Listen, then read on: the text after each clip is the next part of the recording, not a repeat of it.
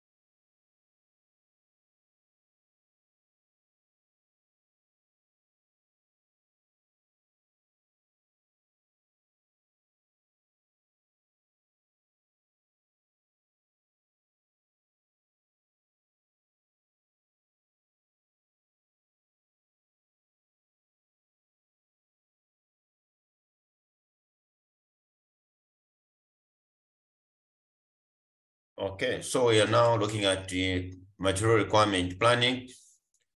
Okay, so now in MRP, we have first and foremost the 6 components.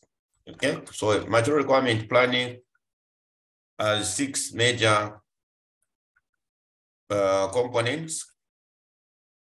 Okay, so MRP considers items that are used in production and 6 major components. All right, so the first one is the gross requirements. The gross requirements, these are units of a commodity demanded by customers. This is what we call the gross requirements. The units of a commodity demanded by customers, that is only the gross requirements. Then the second component, so this is the first component among the 6 components. The second one is the scheduled receipts, component number 2. These are units of a commodity received from the suppliers by the firm. All right. So you are in business, you will know that you have a demand, you sell chickens, so you go to your suppliers and buy from there because you want to resell. So that's what these are called scheduled receipts. These are receipts that you receive from suppliers. Then on hand, this is a stock available that the firm, this is a stock available that the firm will start with. That is on hand. That is the third component among the 6. So this is the order in which we need to present. Then the fourth component is on the net requirements. So these are shortage units required to meet demand. It's what we call net requirements. These are shortage units required to meet demand. Then the fifth component is on planned order receipt. So this is an order that you receive, that is an order that is received, okay, from the customers. Okay, so an order that you receive from customers is what we call planned order receipt. So it's an order that is received from customers. So you receive this customer, you receive this one from customers. So the planned order receipt is an order that is received from the customers. The number 6 component is planned order release. Okay, so component number 6 is planned order release. So number 6 component, we are simply saying it is a planned order. So the first one is the GR. Then number 2, we talked about the scheduled receipts. Number 3 is on hand. Okay. Then number 4 is net requirements on the 6 components. Number 5 is planned order receipt, planned order receipt. Then the last one among the 6 components is planned order release. So planned order, so P is planned order release. So this is an order that is released to a customer. So order receipt, an order receipt from a customer. Gross requirement, the same as demand. Okay. Then the last component is planned order release. Okay. So this is what happens. So we have the last component here. It is a planned order release. Okay. Just that it was omitted here. Planned order release. Okay. So now we get to, in MRP, we always consider lead time, which is the time taken between when an order is placed and when an order is actually received. So that's a lead time. When you place an order for your chickens, if you buy from your suppliers, the time taken between when you place an order and when you receive that order is what we call lead time. Today, you can place an order for a cake because you know that your child is going to have a birthday party on Saturday. Then they tell you can't get a cake today, you will get it on Saturday the very day. So that's the lead time. Is 2 days. An example. Time taken between when an order is placed and when an order is actually received is what we call lead time. All right. So now in MRP, the lot sizing rules. Lot sizing rules, these are production rules that are used in material requirement planning. So the first one is lot for lot. So this is similar to chase strategy in aggregate planning. This lot for lot simply means you order the net requirements. So lot for lot means if your customers need 10 units, you should actually make sure you deliver exact 10 units. Don't deliver anything less than that. Okay. So, all right. So this is similar to chase strategy in aggregate planning. This lot sizing rule is used for perishable goods like vegetables. Okay. So don't order more than what customers will need because they'll go bad. Okay. So you lot for lot, you only order what is needed. So if customers need 20 chickens or 20 boxes of tomatoes, don't go and order 50 boxes because the other boxes, you put them in the warehouse, they'll go bad.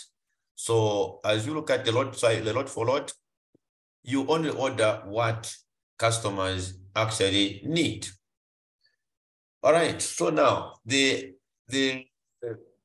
the firm should produce the net requirements, produce as per demand. Okay. So for this lot sizing rule, the firm should produce the net requirements or the produce as per demand.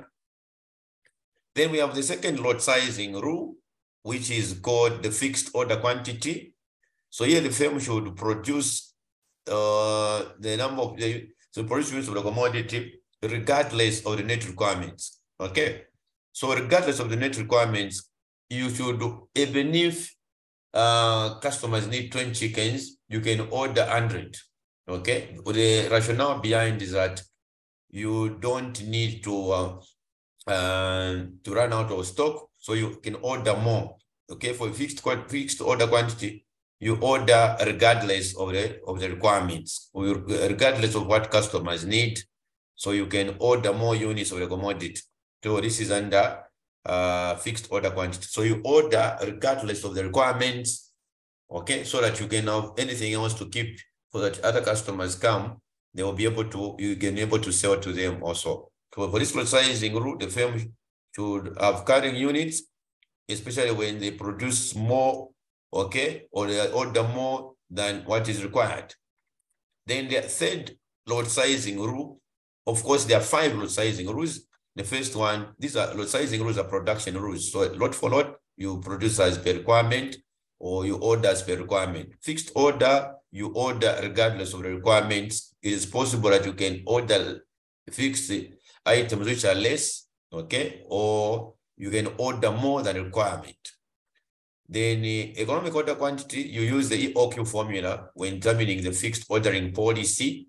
So this is a lot sizing rule that requires the firm to have the ordering policy by using the formula EOQ is equal to 2DS over C, which is coming from the inventory management concept.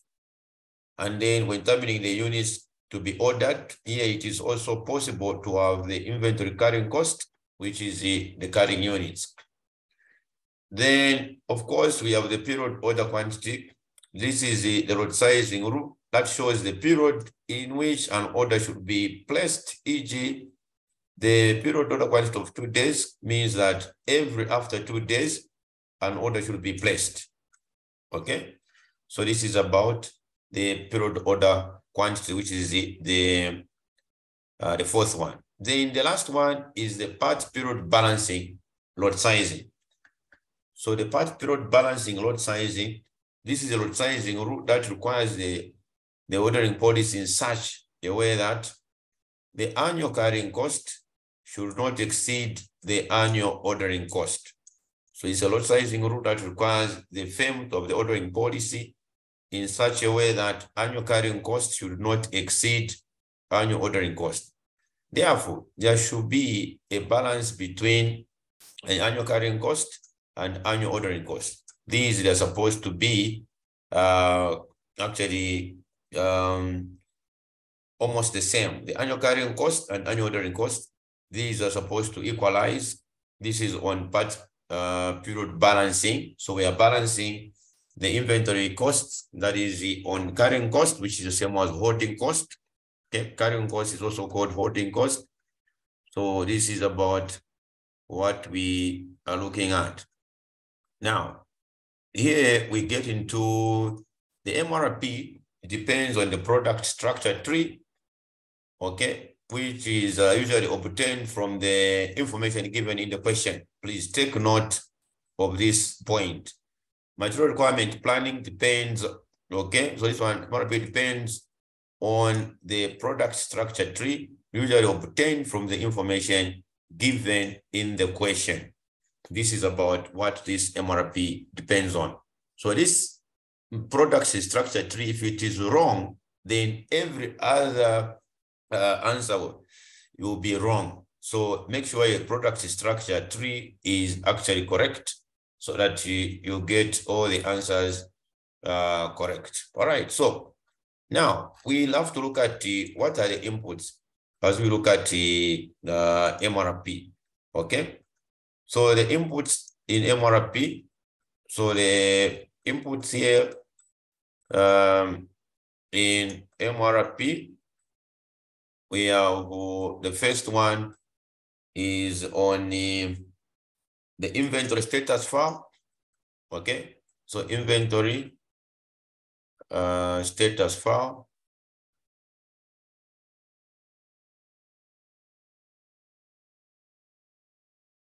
So this is the first input to MRP. Then the other one is the bill of material. So bill of material, that is the other one. Then the bill of materials, that is the other input, the MRP. Then we have the product structure tree. Product structure.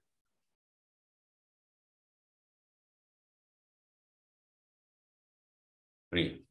So these are the ones to consider as we look at these inputs to the MRP. Okay. So from here, we can get down to the example. Of course, don't forget that the important points, these materials, the gross requirements, schedule receipts, on hand, net requirement, which is NR, net requirement. These are shortage units required to meet demand. The order receipt, okay, order receipt, and then order release. So this is the format in which the MRP should be presented. All right. So now we can get down to an example. So an example, okay. We have this question on MRP. We have Material requirement planning, question 1. What are the inputs in MRP? So you can have this, the bill of materials, inventory file, master schedule. Okay, so that answers the first part. These are the inputs to this is coming from the pamphlet.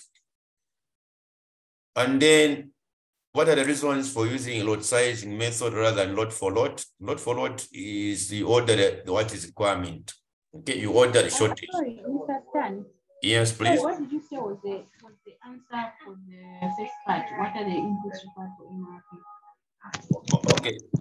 Okay, so the inputs to MRP,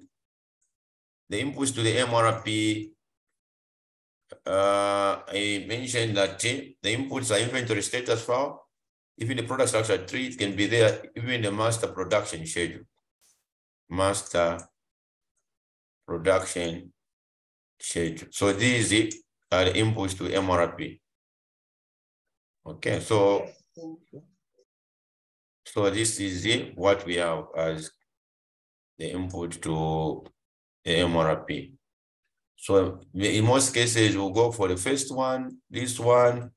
The tree, in most cases, may not be given. So this one may not be there. So just the inputs, we just consider these 1, 2, 3. Okay, these are the common ones that we go for. Inventory file, bill of materials, and master schedule.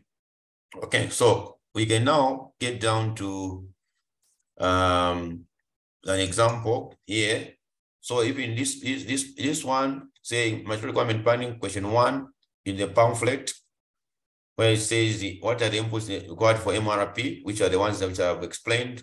These 3, master schedule, bill of material, inventory status file. Now, what are the reasons for using a lot sizing method other than lot for lot? Lot for lot is used for perishable goods. Okay, like you order, don't order too many boxes of tomatoes because they may go bad if customers are not there. So that's why lot for lot is used. But the reason for using other methods is for other goods other than perishable, you can order more. Okay, so lot sizing often requires 2 main lots that may not be economically justifiable. So sometimes lot for lot generates absolutely small lots. So you order just a small batch because you know this is a disadvantage. You order a small batch because you can't order a lot of tomatoes or potatoes. If customers are not there, they may go bad. So that's the only disadvantage. You may be forced to order little because you know that the stuff that you're going to order may go bad. But if you're ordering something that you know that will be there, that can last for a number of period or for 6 months, we can order maize. Okay, these ones, the dry ones, you know that, okay, they may stay. You can keep them. Because you order beans that is dry, you know what I mean, not the fresh ones, because they may go bad. Okay, so that's what happens. So that's why we can use the other ones we can use is fixed order. You can use the fixed order quantity, the other lot sizing rules. So you can use FOQ on part B. We can also use, so the other lot sizing, so other lot sizing on part B, when they say list other lot sizing on part B, so other lot sizing, we can go for, you can go for the first one, you can go for FOQ, which is a fixed order quantity. You can use this one. You can order regardless of what is required. Okay, you can also go for the second other one. You can look at the EOQ.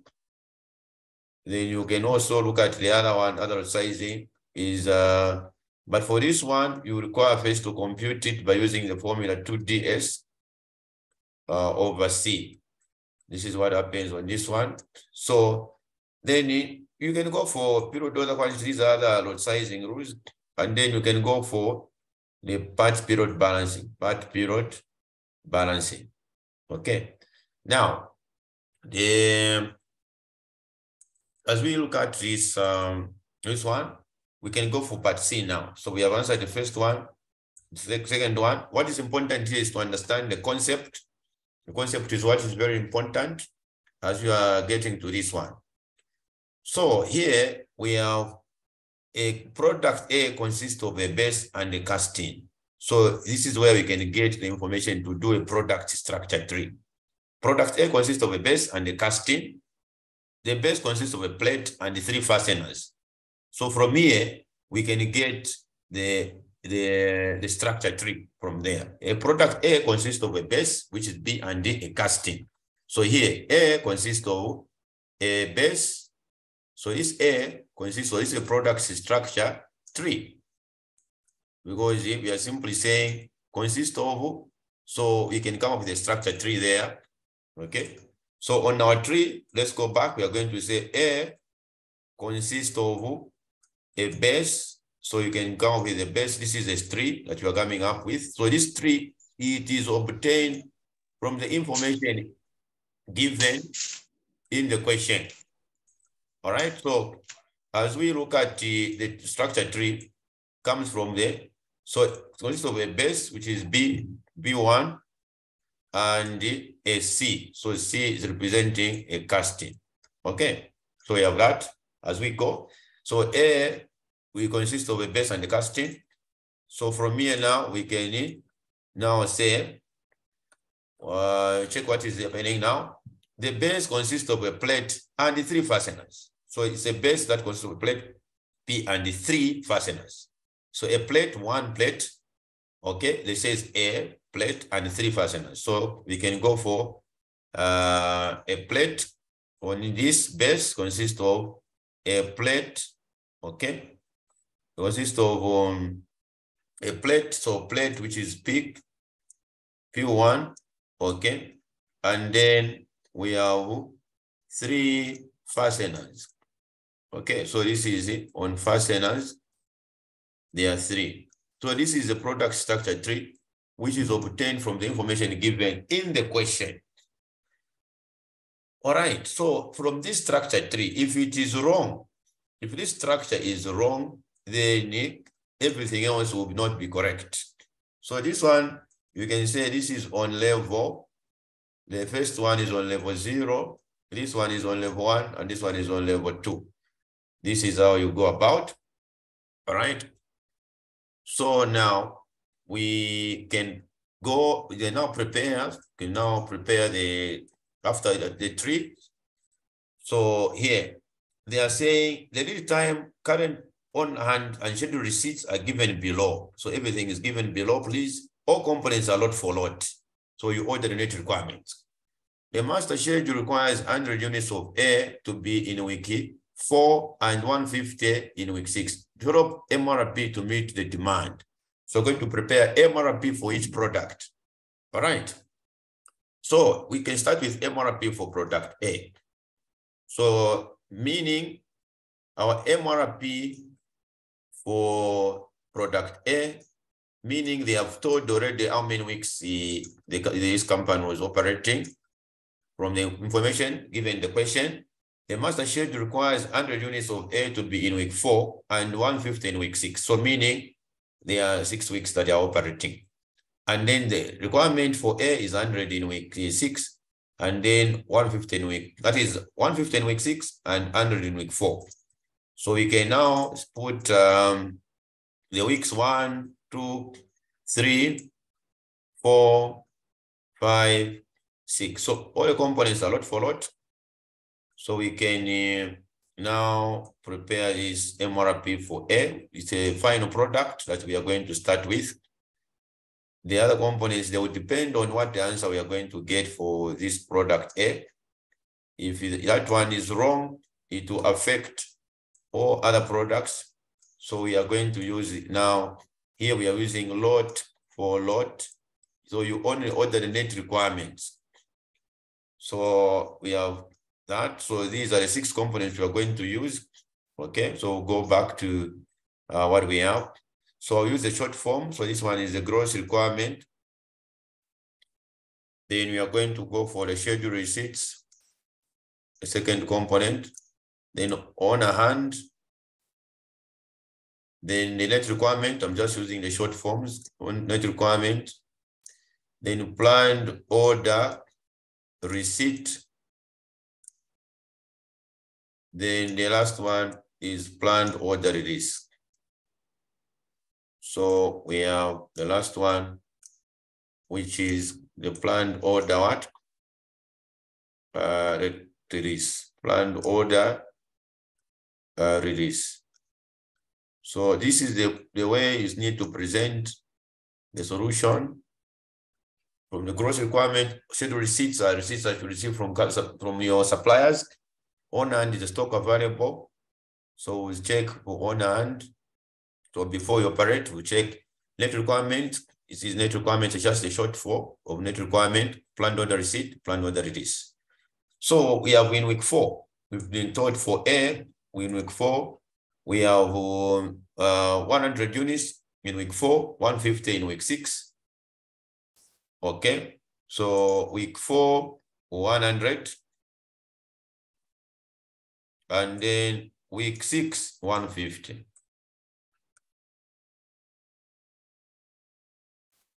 So now the other weeks, meaning that the gross requirement, which is the demand, this gross requirement is the same as demand. How many units customers are demanding?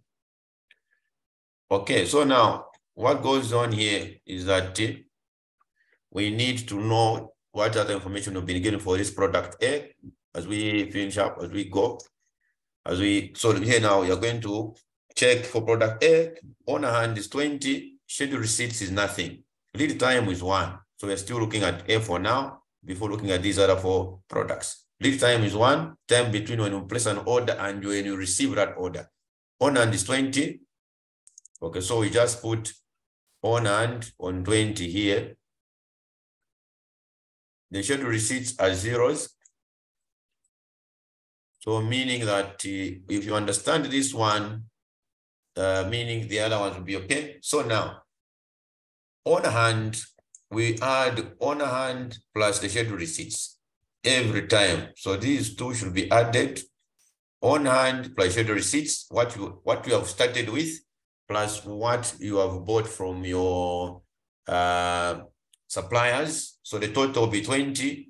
Then the demand is 0, so you still remain with 20. Again, 20 plus 0, this is 0 here, and this 20, we are going to have 20 minus the demand of 0, the 20 will still be there. 20 plus 0 that we have received, this one is still there, no one has demanded for these units, they're still there. 20 plus 0 minus 0, it will still be 20. Then the 20 plus 0, then minus the demand of 100, we have the shortage units of 80 units. We are under pressure, we have a shortage units of 80 units, okay? So the 20 plus 0 minus the demand of 100, we are under pressure, we have the shortage units, which is the net requirements. So for lot, order NR, so order net requirements. All right, so meaning we are going to order in this same week, we're going to order 80. So when we order 80, we can sort out our requirement and remain with 0. All right, so we can sort out our requirement and remain with 0. So 0 plus this 0. To meet the demand of 0, we have 0. Then this 0 plus the demand of 0, the receipt of 0. We are going to have the net requirement of 150. So what happens here is that we are going to order the same 150 because we order a requirement. As we order 150, we remain with 0. So meaning now that for this one, for you to have a receipt in this week, you placed an order 1 week before. So this is where 80 comes back here. So you place an order 1 week. So this one would have been released a week before because the lead time for A has been given. The lead time is 1. So for us to have a receipt of 80 in this week, meaning that we would have placed an order 1 week before. So even this one, we have 150 here. So if this gets this MRP for A correct, means that the other MRP for the products will also be correct. So the most important thing is to understand the final product.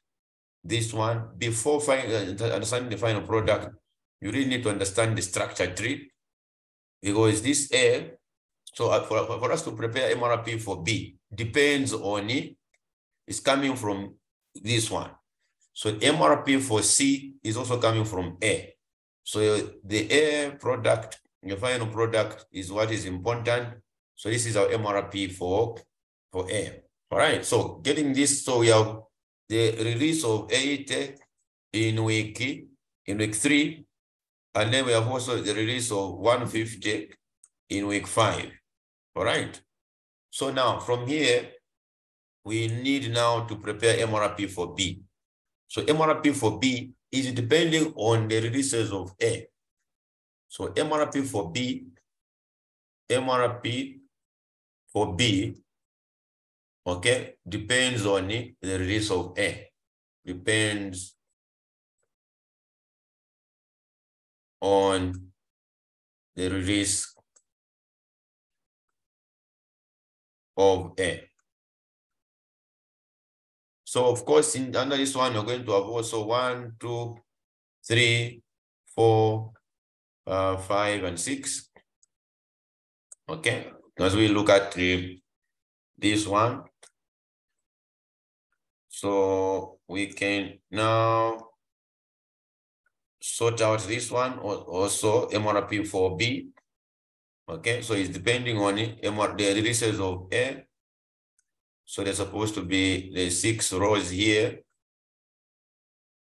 And we start sorting out this MRP for B.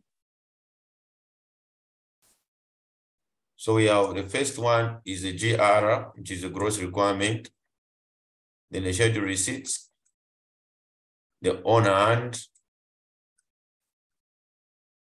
the net requirements, receipt. Okay, so we have this one as a receipt. Then we have the other one, release. So this is how we get to plan the release. So meaning the MRP for B depends on MRP for A. Okay, so here, when we look at the structure for B as a quantity 1. So B as a quantity 1. So the releases of A will go to B multiplied by 1. Okay, as a gross requirements. So these releases 80 and 150 in week 3 and week 5, these are the ones that will go to B. So it will be our 80 in week 3 and 150 in week 5. 80 in week 3, 150 week 5. This is what happens because it was by 1. The rest will be zeros. So this one, this MRP, this one is coming from A. This one is also coming from A, going to B by 1. So if it was a quantity of 2, here would have multiplied this one by 2. If there was a 2 here, on this one would have multiplied the releases of A by 2. But since there's a 1, you just get them the way they are and take them to B in the weeks in which they are. And then from here now, we have to now check what information given. For B, on hand is 100. Scheduled receipts of 50 in week 1. Lead time is 1. On hand is 100. Scheduled receipts 50 week 1. So 50 week 1 are scheduled receipts. Okay.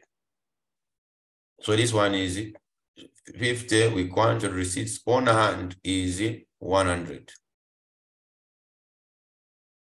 And this one also we are using lot for lot. So as we look at this one, the on hand plus scheduled receipts minus the gross requirements. In these other weeks, there is no scheduled receipts. So you just let it be. So meaning 100 plus 50 minus a demand of 0 This is our demand. All right. So you just have to follow what goes on. The owner and the partial receipts are added. So here you're going to have 150. So 150 plus 0. So you are going to add 150 plus 0 minus 0. It will still be 150. Then 150 plus 0 minus 80. It is 70. 70 plus 0 minus 0. It will still be 70 is there. 70 plus 0 minus 150, we have a shortage of 80. So this 80 is what we have in this week. It's a net requirement. So lot for lot simply means order the shortage. So you order the net requirements. So here we're going to order the requirement of 80 in this week. As we order 80, you sort out the requirement, you have 0. 0 plus 0, to meet the demand of 0, you remain with 0. And then the lead time for this product B is 1. So for us to have a receipt of 8 in week 5, this would have been released 1 week before. So we are getting 80 there. So this is MRP for product B. Similar, MRP for product C. So we have done MRP for A, MRP for B. The MRP for product C is also coming from A. C is also coming from A. So the releases of A will go to C as well by 1. All right. So the releases of A will go to C by 1 because C is coming from A. So the releases of A, which are here, 80 and 150, there will be the gross requirements also for product C because from the structure, C is coming from A. So from A, 80 and 50, if it was a quantity of whatever, if it was a quantity of 2, the releases of A would have multiplied them by 2. There was a 2 here. So now we get to MRP for C. So MRP for C, we also do the same. You put the weeks there, and then you start preparing.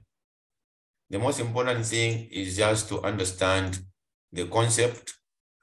Then we'll be able to follow through and understand this important topic. So you need to prepare, if the structure has 5 products, you need to prepare MRP for just prepare 5 tables in an exam, the way I'm doing it, if there are 5 products there. If there are 6 products, we'll prepare 6 tables like this as you answer the question. So the gross requirements, the schedule receipts, then we have on hand, then we have the net requirements, then we have the planned order. This is the receipt. And then we have the planned order release. So planned order release. So these are this is the way it's supposed to. And then we go back and check. We are still using all components are lot for lot that we mentioned in the question. So all components are lot for lot. And what is important is now to check for C. So we have prepared A and B. C, we have lead time of 3. And then on hand is 30. So our on hand for this is 30. Okay. And then the gross requirements, since this one is coming from A, we are going to go for 80 and 150. 80 week 3, 80 week 3, and 150 week 5. Okay, so this is about what goes on as we are looking at this one. 80 week 3 and 150 week 5. So please take note of everything else that is happening. So you put like that, the other weeks. And then we check for the other items for that product C. So as we look at this one, we have the schedule receipts for C. is 20 week 1, 30 week 2. 20 week 1, 30 week 2. 20 week 1, 30 week 2. So meaning that these other weeks, they are mute, so you need to put zeros. So here you are going to have the 30 plus 20 to meet the demand of 0. So we still have 50 units because we have opened with 30 chickens or 30 bags of maize or meal meal. Then we have ordered 20. So we have 50. There's no units demanded. 50 plus 30 is 80. To meet the demand of 0, it will be 80. Then 80 plus 0, to meet the demand of 80, you remain with 0 because everything else will be finished. 0 plus 0 to meet the demand of 0, it's 0. 0 plus 0 to meet the demand of 150, net requirement of 150. So this net requirement of 150 is what you should order, 150. When you order 150, you sort out the requirement, net requirement of 0. 0 plus 0 to meet 0, it's 0. The lead time for C is 3. So this one would have been released 3 weeks before. So it comes in this week. Please take note of these, the preparation of these tables. All right. So we have prepared MRP for product A and MRP for product B. Depends on the releases of A. Even on C, MRP for C depends on A because it's coming from the structure is coming from, this one is coming from there. Okay, so it's coming from there, and then this B is also coming from this one. Okay, so it's coming from A. All right, so now this is MRP for C that we've done. So if we are to find the MRP for A, we had this in this week. These are the answers coming here, and then this one, that's the MRP for item A. Item B is 80 only in week 4. Okay, so these are the solutions that are there. Okay, for B, it's just 80 in week 4. This is for B. Then we can go for C. So for B, that's for C is 150 only in week 2. Coming from here, 150. This is how these ones are coming. And then we get MRP for P. So MRP for P, okay. So MRP for P is actually, so MRP for P, so MRP for P, we have to look at where P is coming from. So we have 1, 2, up to week 6. So we just really need to check what is happening, and then we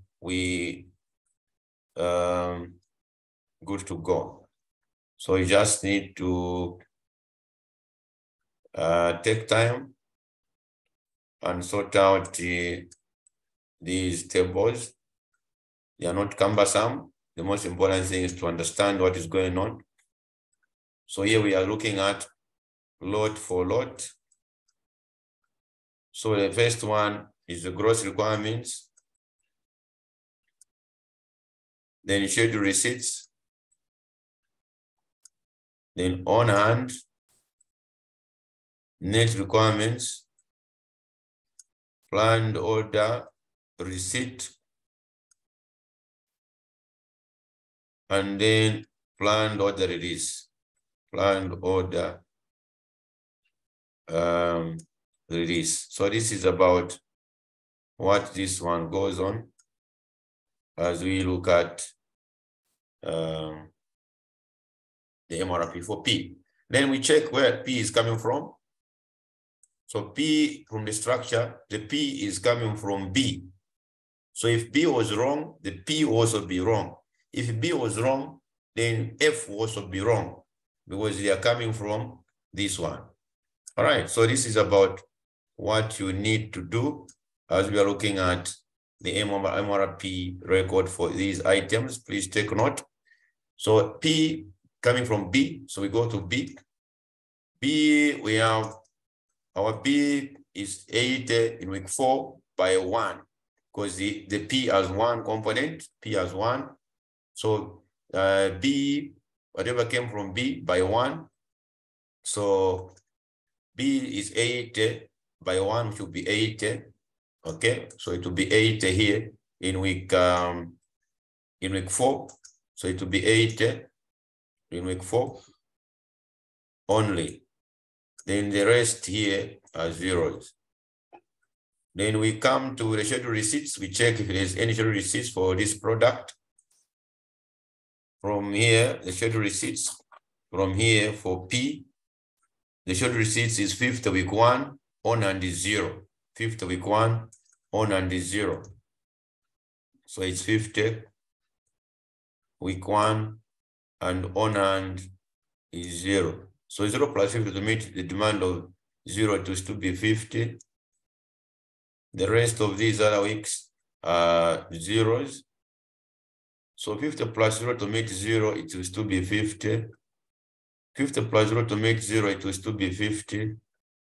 50 plus 0 to meet demand of 80, we have net requirement of 30. And this is what we should order. We should order 30. As order 30 to remain with 0. 0 plus 0 to meet the demand of 0, we still remain with 0. 0 plus 0 to meet the demand of 0, we will remain with 0. We go for the lead time for this product. So the lead time for P is 2. Okay, so it's 2. Lead time for P is 2. So for us to have a receipt of this, so it would have been released 2 weeks before. So we have a 30 here. So this is MRP for P. So we're just going to look at the last component of this problem. So MRP for P is 30 in week 2. So this is just about what this one is goes. So MRP for F. F is coming from we have to check where F is coming from. So F is coming from B, but by 3. All right, so coming from B, but by 3. So the releases of B, you multiply by 3. So B, it's 80 in week 4 by 3. So 80 week 4 by 3, because there is a 3 there. So that is the last one. MRP for F. So we are going to have the number of weeks as it were. So we are going to have 5. Okay, then we are going to say our gross requirements for this product. So we have our gross requirements.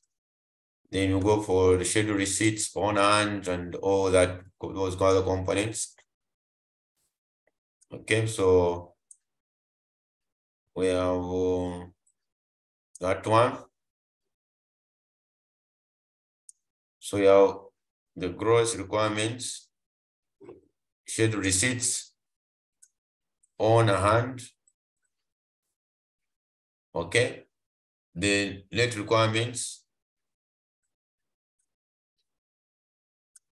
then planned order receipt. This is planned order receipt. And then planned order release. So this is it on this one. So in week, we just check where we have week for product B, 80 times 4. That is 80 times 3. So 80 times 3 is giving us 240. So we have a 240 here. That's so. Then the rest are zeros.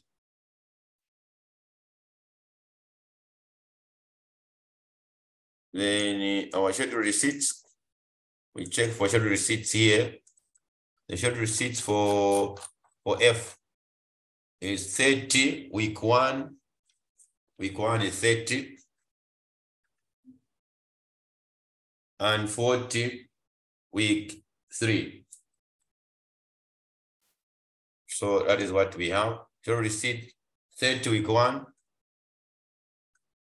We have a 30 here. And 40 week 3. The rest are zeros. And then, of course, we have lot for lot. On hand, let's check what we have as on hand. Our on hand, we have 0. All right, so we don't have anything on hand. Okay, so on hand is 0. Then 0 plus 30 to meet the demand of 0, we still remain with 30. 30 plus 0 to meet that is 30. 30 plus 70, 30 plus 40 is 70. To meet the demand of 0, it's 70. Then 70 plus 0 to meet 240. So 70 minus 240 is 170 net requirement. 170. So you order 170. When you order 170, you remain with a 0. 0 plus 0 to meet 0, it's 0. Then 0 plus 0 to meet 0, it will give us 0. The lead time is 3 weeks, so this one would have been released 3 weeks before. So this is about MRP, which is a topic called material requirement planning.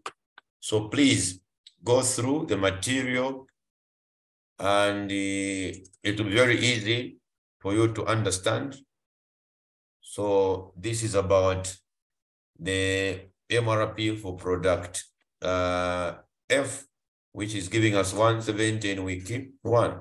So this marks the end of this question. So this is another question in the next session that we're going to have, that we're going to look at. We can try to come and do this other question too in this pamphlet in the other session, so that you can understand thoroughly. This can be the homework that you need to do, and then we come and go through together.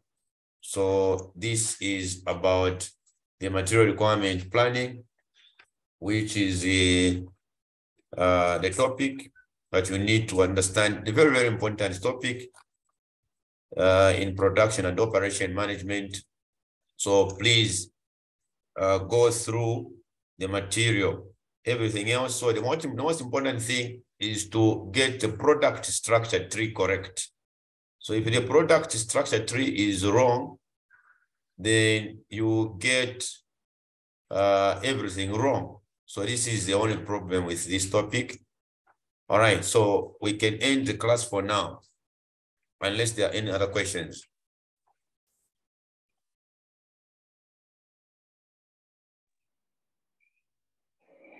Yes, I think everything is okay, but I think I only have a challenge on the gross requirement.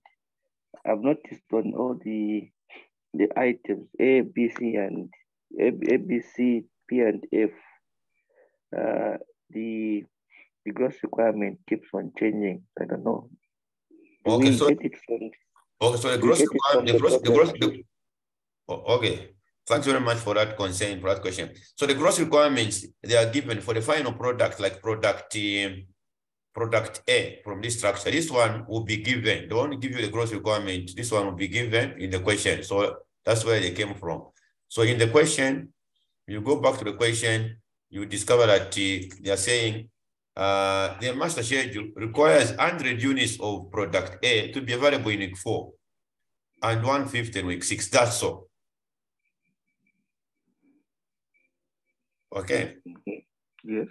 So this is where you get this 100 in week 4 and 150 week 6. So you need to start preparing the MRP for product A, where you need to put, this is where the 100 is here, and then the 150 is here, meaning the other weeks, the gross requirement, the demand was 0, there were zeros. Okay. Then from there you build up. Okay, and what about item for item B? Item B will depend on the structure. So item B is coming from A. So whatever you come up with from A, That is the gross requirement that will go to B. So for B, what is going to happen is the releases of A, these releases are the gross requirements of B and are the gross requirement of C as well, because they're coming from the same product. Okay. So you follow the structure. So that's why I'm saying that if item A is wrong, it will affect almost everything. Because if B is wrong, even P and F will also be wrong. So these ones, they went to B as gross requirements. 80 in week 3 and 150 week 5. Okay? So, so 80 week 3 and 150 week 5. So these are the gross requirements for A. And then you follow the same principle. Okay. So you just have to go through where there will be other questions in the next session. We're going to have next class. I will explain more. Okay. All right, so we can end the class for now.